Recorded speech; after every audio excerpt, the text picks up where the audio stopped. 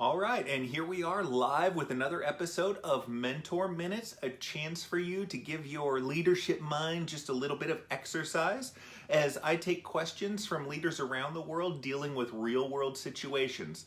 We'll try to apply some principles and some theory as well as my own experience and try to give them some specific action steps to take to improve and hopefully move forward in any of those particular issues. So if you're coming to this late, don't worry, you haven't missed out on a thing. You can always drop your questions down into the comment section. I will get them on another episode. And if you need to keep yourself anonymous for whatever it is that you're particularly asking, you can always direct message me through Facebook or send me an email at cm@cameronmorsey.com.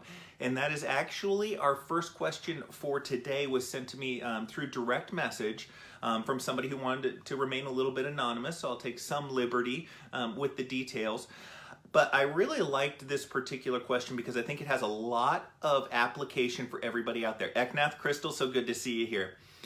And the situation is, this is a leader who is investing in their team, supporting their team, wishing the best for their team, thinking the best about them, believing in them, all of those things. And so what happens to a lot of us out there, and I know most of us can sympathize with this because the sort of person that listens to this podcast or watches this live session is somebody who's usually interested in improving themselves and improving the team. And a lot of that comes with a good heart. And you want to believe the best in people. And so what happens is sometimes employees take advantage of that. And so this is a situation that has been progressing for a little while. It starts with the individual not wanting to work late hours, not wanting to take on extra duties, and starting to finally get to the point of being a little bit obstinate. Cornelia, Gerda, Maher, good to see you here as well. So when you have an employee who is taking advantage of how nice you are, for lack of a better term, I'll just use the term nice. You're not being firm with them. You're not holding them accountable, quite frankly, to things. And so you give them an inch and they're taking a mile. And in this case, it keeps going and it keeps being 2 miles, 3 miles down the road. And what I want you to really focus on in these situations where you have an employee who is taking advantage of your niceness, realize that the first issue is you. Your inability to hold people accountable has resulted in this sort of symptom, byproduct, side effect, shall we say. So to get back into this a little bit, you are going to have to get firmer. You're going to have to be tough. We have a good book this Friday that actually talks about it, Radical Candor. I'll be talking about it at 12:30 p.m. On Friday, Pacific Standard Time.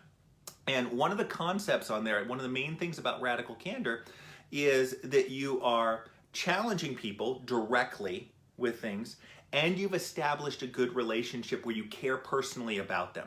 And that's one of those things that makes that direct challenge a little bit softer, is when you care. So in this case, when you are being too nice to your team and they are taking advantage, you have shown them that you care about them. Now it's time to challenge directly. And one of the interesting things is, I was reading through this book that we'll be talking about on Friday, is that the second best thing to do is to actually not care about people and challenge them directly. People actually respect that more than somebody who doesn't challenge them, doesn't hold them accountable. They don't have that respect. And it's why the phenomenon of jerks in the workplace, and jerks being successful in the workplace, that's actually where that comes in, because it's actually better to be a jerk than to be super nice and not ever challenge anybody directly to improve the operation. So with that kind of background and slight promo for this Friday's discussion about that book, I want you to start focusing on challenging them more directly. People respect that. Now, you don't want to completely flip the script, because you'll lose people. If you've been super nice, you haven't been holding people as accountable as you could, it can be really difficult to get them to flip them around, excuse me, without causing some problems. So what I want you to focus on is, I want you to focus on one small thing. And this goes for anybody. If you want to drive more accountability in your workplace, if you feel like you're being taken advantage of by your employees, pick the smallest thing that is obvious. So it may be attendance is one I throw out all the time. Everybody needs to be there at 8 o'clock. It's unfair for everybody to show up at 8:05, or for certain people to show up at 8:05. So start holding them accountable and say, hey, Hours of operation are 8 o'clock to 5 o'clock. Everybody needs to be here at 8 o'clock. It's not fair that some people show up and some people don't. It's not fair that you're shorting the company. This is a necessary thing that we're going to be holding you accountable for, and create a structure for how that looks. Now what happens is even in the case of something obvious, so I'm trying to spin this and keep it anonymous still for the environment that you're in. It may be that everybody needs to chip in, or everybody needs to take their turn. And so you start tracking how much time certain people have spent in particular roles or doing particular duties. And you're looking to balance those things out. That is one of those obvious things. Most people have a difficult time refuting that with something that isn't obviously kind of just twisted.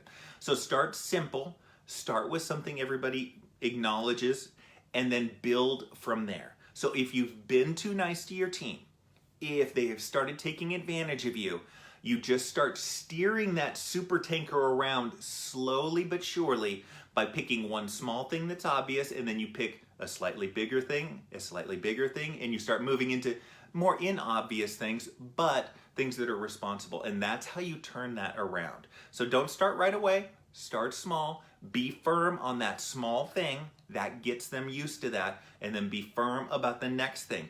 But come up with a plan. That's important. They see the plan, they know what the consequences are if they don't, they know the reason why behind it, they know how you're going to be tracking it. All of those things are in place, so they see it, it's perfectly transparent, and then you roll from there. This also, for all of you that are too nice out there, this also gives you practice on something small, something obvious, where you can be firm with your team and hold them accountable because you're confident in the why and they are confident in the why as well. So that's my advice. Tough situation when you've been too nice to your team to turn them around, but you turn them around in degrees. It's not something that happens right away. Oh, one last comment on this. You will get challenged. So when you start holding your team accountable, they are going to, for lack of a better term, play chicken with you. And so they're going to let it go for a week, 2 weeks, where they're not following along, and they are making you write them up. They're making you have that discussion. But what will happen is they will turn around when they see that it's not going to go away. It's not the flavor of the month, that you're going to be sticking firm on that. So that's my advice in this case. Start small. Be persistent. It's going to take 3, 4, 5 times or so to get them to start coming around. Once you've locked in that success, move on to something bigger. This is a good 2, 3, 4 months that it's going to take to turn this around in this particular case that was described to me. Great question to start us out. I appreciate you for that. First question comes in from Maher, and it's, I need your help with salary negotiation scenario to convince my employer if I have a better offer than current job, but I hate to leave after 8 months of hard work in my current position. You know, I would say you don't need to be cute about it. You might see if they want to counteroffer, first and foremost, Maher. So let them know, maybe turn in your 2 weeks notice. This is how it's always worked for me in when I've moved on from organizations, is I give my 2 weeks notice. I let them know that the reason why is that, you know, part of it is compensation, part of it is the role that I will be playing. And give it a day and see if they come back with something, or whether your boss says, you know, before you leave, we're interested in holding on to you. We're going to see if we can match that salary. So you can play it that way. And if they don't come back to you, then, you know, a day later say, you know what, if you could match it. Actually, you know what, as I'm playing that out, Maher, I don't like it at all. So you can say that you're getting more salary, you're getting more responsibility in this role, but you would be open to a counteroffer because you do hate to leave, but it is more money, and that's something that is important to you. So I guess I dialed that back, what I was saying, and just have that frank discussion with them. But do it as you're turning in your 2 weeks notice. Okay, so that's kind of their push that you're serious about it. So here's my 2 weeks notice. I just wanted to let you know I found another job, they pay more, etc. I would be open to a counteroffer, but if not, then this serves as my 2 weeks notice. So that's how I just throw it out there. When you get into, for everybody out there, when you get into those kind of difficult situations where you want to kind of massage it and you want to work it a little bit, oftentimes, unless you have a lot of experience with that, you want to just stay away from it, and you want to be as transparent as possible. That makes it easier. You're less disingenuous in your discussion, and you have a more likely chance of actually getting what you want out of it by just being upfront and honest. Jennifer, so good to see you here. Andrea asked the question, how do you keep a team motivated when business levels are low? Andrew, what I would do is I'd actually bring them in and start feeding and use the business levels being low as the excuse for bringing them in and getting their ideas. Hey, as everybody's noticed, sales are down this quarter. We're looking to turn it around, and I wanted to engage you guys in to see what ideas you might have. What are we missing?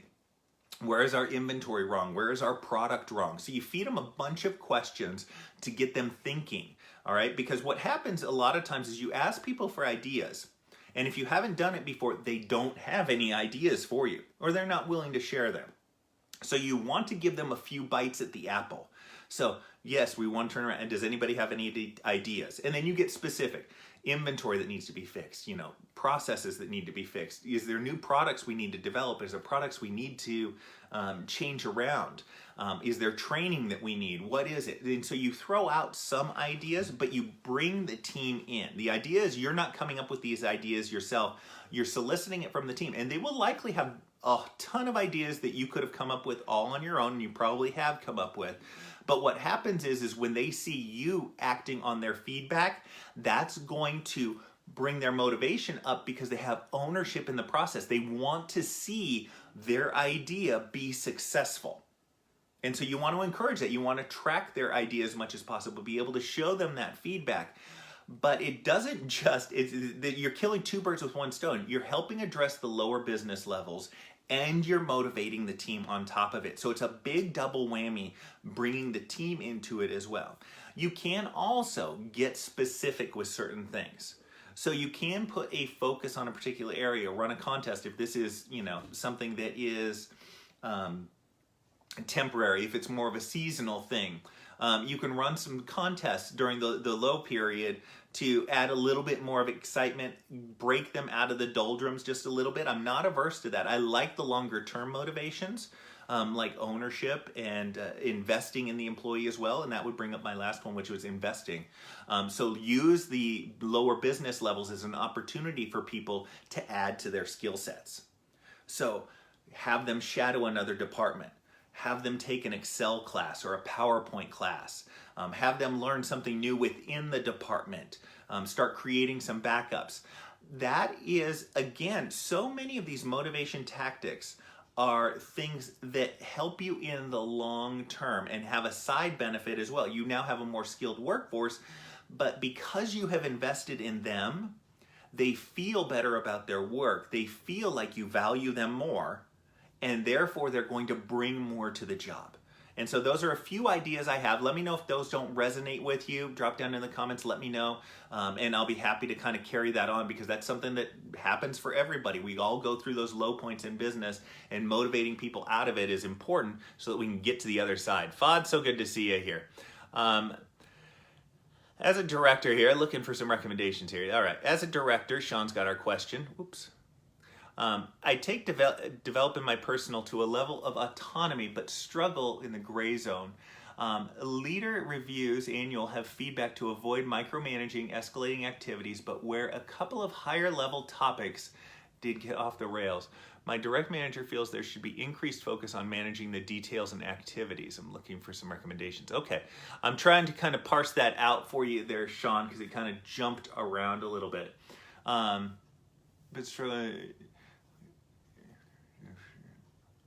should be increased focus on managing the details and activities. So when you are put on point to bring more focus to a situation, all right, and get into the details just a little bit more.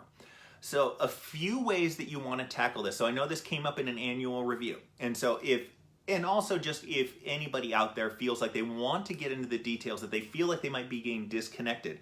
Because the opposite of being a micromanager is being the macro manager who has actually no idea what their team does, or the particular machinations of that. So I want to introduce you to two concepts here, very familiar ones. The first one is, and that is updates. The cure for micromanaging and the way to keep your finger on the pulse of things without the detriment of micromanagement is updates. So you can give somebody a task to do. And maybe you even tell them how to do it. A better way is actually to ask them how they think they should do it. And then they will give you their ideas. You can give them feedback, but again, they take that ownership to tie to the prior topic a little bit.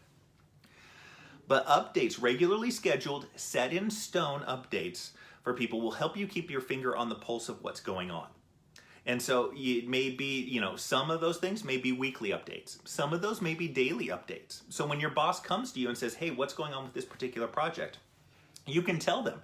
You may not have the up to the minute, but you got an update 12 hours ago or at the end of yesterday. So you can let them know what the progress is and what the next things are. So updates are a great way to do that. You can then space those out just a little bit more with a little bit more details for you as to what people are working on so you can feed that manager a little bit. Now, if you also need to get into the details, if you've been separated from the details just a little bit because you've been more focused personally in personal development, what I do recommend, and this is a good practice for everybody that's out there, and that is that you do a deep dive into some particular process every couple of weeks. So it may be in a sales environment that you do a deep dive. You spend 2 or 3 hours going, walking the floor and shadowing people who are selling to see how things are being sold. If it's data entry, you sit over somebody's shoulder while they enter data so that you can see the fields they're using. You can see some of the orders that are coming in. You get a feel for some of those things. You listen into phone calls if you're in a call center environment. You process invoices or watch people process invoices. You do that deep dive on one particular task every couple of weeks. That's 26 tasks or 26 processes that you would get to in an entire year. And that gives you a pretty good idea because you're not going to be picking things that are completely random. You're going to pick the most common things and kind of work your way down. You will have a very clear understanding of the details of each particular operation, at least the ones that matter, the top 26 that matter. But every couple of weeks, do that deep dive. Because what you're going to find is you're going to get a better understanding, which leads to better decision making, but you're also going to see where there's opportunities for improvement and where there might be problems that you wouldn't know about, that another department is taking advantage of your department, that another department isn't doing their job well. So you'll notice some of those things. It's time well spent. Again, we're talking 2 or 3 hours every 2 weeks. So very small, 3% of your time doing a deep dive into something. But when you do that cumulatively, when you do that every 2 weeks for a quarter, for 2 quarters, all of a sudden you've got a very good understanding of how everybody works. And so that allows you, I don't want to say micromanaging because it's a different topic, but it allows you to get into the details without being a micromanager. So that might be a couple of ideas. Let me know if I hit that right, because I may have misunderstood your question, Sean. So if I didn't, then just let me know. Glad you liked it, June. I'm glad you liked that advice. So, okay, all right. Luke's got the follow-up from a prior Mentor Minutes episode. So I did a 5-minute team building exercise this morning. Let's just say I won't be doing that again. On the positive side, the Extreme Ownership by Jocko Willink book came through. Well, good. So you got that one. I would challenge you, Luke. They don't often go well initially. Okay? People call BS on it, and I get it. You're playing a stupid little game. This has no reference whatsoever as to what's going on. So I might challenge you. And you can push back on this, it's fine. You know your situation better than I do. But I might challenge you next week at this time to do the same thing. And have another one for the week after that. Because it often comes in that all of those people that are laughing and rolling their eyes and thinking you're an idiot, all of a sudden start cluing into a couple of things after 2, 3, 4 tries. A lot of times the one you pick may not resonate with your team, but the next one might.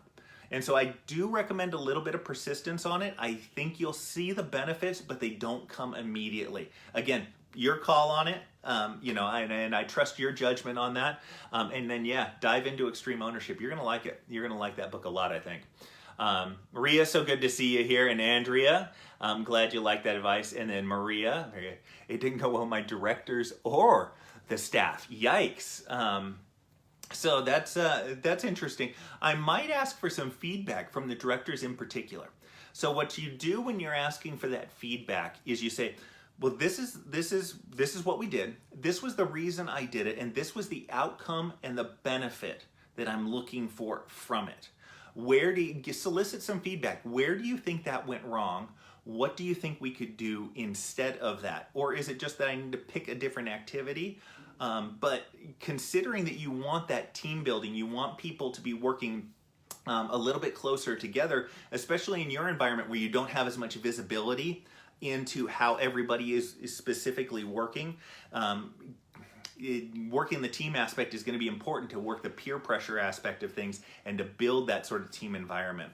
Tariq, I'm glad you appreciate it. It's a pleasure. I just enjoy being of service and hopefully being able to help out, even though apparently with Luke there, we had a little bit of a fail on the last one.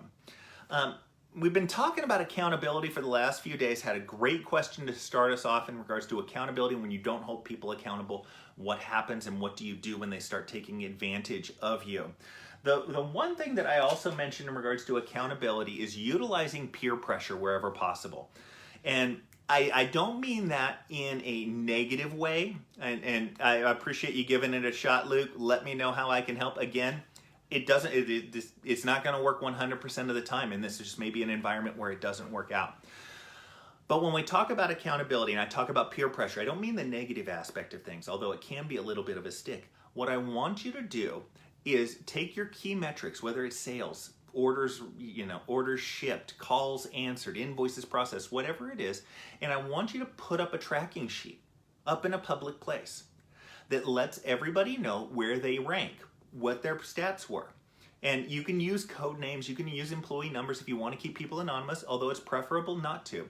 But what that does is that lets everybody know in a very visual, black and white way that everybody's going to know how they did the day before. And it isn't just, this is the power of doing that. This isn't just about the low performers and giving them a swift kick in the butt so that they try to rise up the ranks. This is about recognizing your great performers. All right, we don't do enough of that. Recognition of spectacular performance, people going above and beyond. So if you put something up publicly on the bulletin board where everybody can see it, and they can see that Cameron's up at the top and Luke's number 2 and Randy's number 3, all of a sudden that's something that gives a little bit of pride to that person, and it gives motivation to those people that are in front to do even better so that they can stay on top. It's a great motivating factor, but it also is an accountability tool for everybody else. You can't just do poor work and hide. That's what happens a lot of times. People just kind of like drift off into the shadows just a little bit, and all of a sudden you don't see any work from them and you don't see them. So this is something that shines a spotlight on everybody. So I'm a big fan of putting those things up publicly. The other thing that does for you, so I'll throw another one out there as far as that's concerned. If you get kind of a little fancy with it and start graphing things, executives love graphs. They are naturally attracted to graphs for whatever reason. It's like catnip for them. So if you have something posted up, this was a way to get recognition for your team without being a bragger, is putting that thing up publicly, because if they see a graph that's going up, man, they're really attracted to that. Well, what's improving? What's going better? So putting that thing up, they will actually see it as well. They can call out, and it gives you a chance to call out some of your top performers as well. But it also shows that you are holding people accountable, that you are aware of what's going on in the operation so that they can stay in the loop. Randy has our next question, and if anybody out there, if you have questions, Randy's, I'm all caught up on questions here after I tackle Randy. So if you have any questions, any concerns, anything you're going to be struggling with this week that you'd like to run past me, drop down in the comment section. I'm happy to help out. Randy's question is, what do you do when your coworker gripes and complains all day long and you're at a point where it's just a distraction? Man, have we all been there before? My classic response to this is asking, well, what do you think we should do? Or what do you think we could do to make it better? And it may be that you actually run it up the flagpole for them, because I almost guarantee complainers are usually complainers because they don't want to take any action on anything. Complaining is a very lazy sort of behavior. So somebody who's complaining on a regular basis is often somebody who isn't interested in improving anything in their operation. And so making some adjustments here. So I recommend What do you think we should do? Well, what could we do? And maybe you even offer a solution. So they know that when they complain, you're going to ask them to, think about it for a little bit. And what you might do is you might actually, as I said, run it up the flagpole. So they likely will not have any idea, or it's a ridiculous idea. Well, they should all pay us, 50% more. That's never going to fly. But maybe there is something, and you could say, well, what if we just asked? No, that'll never work. So send the email and ask. Work on their behalf. And what that does is it puts a focus on action. It puts a focus on the solution instead of the complaint. Now, likely what's going to happen, and I hate to say this, but it's just the reality of the situation. You're not going to turn them around, but maybe what you can do is actually shut them up. And I think at this point you'd be happy, Randy, to have that as the resolution to it. So ping them with some questions when they come up with a complaint, and then see, I guarantee 5, 6, 7 times they complain about something, you're going to get something that you can run up the flagpole and possibly even address. And when you can see that sort of addressing of that behavior or that situation, then that's something that could be motivating to them actually. And maybe you can be the bridge that creates a little bit more dialogue between this person and a supervisor. I know I'm painting a very rosy picture of that, but ping them with some questions, come up with some solutions yourself, run those solutions up the flagpole. In many, many cases, especially when somebody gets in a complaining frame of mind, those complaints get pettier and pettier and pettier. And the only good thing about a petty complaint is it's easily fixed. So when you start fixing that, you break that downward cycle. Hopefully you can spin it back up just a little bit. That's a great question. Yeah, Jennifer, I'm really pleased with that one myself. I just came up with that one. Graphs are like catnip to executives, because they are. I've seen it many, many times where I'm looking to bring attention to something, looking to highlight something to my boss or my boss's boss, and it's putting it up publicly for everybody to see. They will come by and they will look at it, ask questions, and then you have a chance to brag about it yourself, and you weren't the one that initiated it. So I'm going to go into my closing spiel. So if you have any questions, drop down into the comment section. Randy, I hope that works for you. Let me know if it doesn't. We can always just kind of carry on that discussion, because we all have to deal with complainers in the workplace in one way, shape, or form. But boy, when they're sitting next to you and it's constant, it is just irritating to no end. I know. So if you have any questions, last chance for them. I'd love to have you join, pop on my podcast over on iTunes or SoundCloud. Also, I've been putting up the links to YouTube. That's a great way. That's actually how I digest podcasts, is actually through YouTube. But it's a very easy way for you to see all of these videos. The idea behind this is just that, we're able to talk through some issues and hopefully get you with some clear action steps to improve particular areas. But it's a great just exercise for your leadership mind to talk through some of these issues, to think about them. You may not have a specific application for it in your work right now, but there are lots of correlations that you can draw between different things. And I hope that this is helpful for you. Again, if you need to stay anonymous, go ahead and direct message me through Facebook, send me an email at cm@cameronmorsey.com, or just drop down in the comments if you came to this late, and I'll get it on the next episode. Take care, everybody. You have a great Monday, and for those of you on the other side of the date line, as I look at my clock, I hope your Tuesday morning's going well. Take care, everybody. Bye-bye.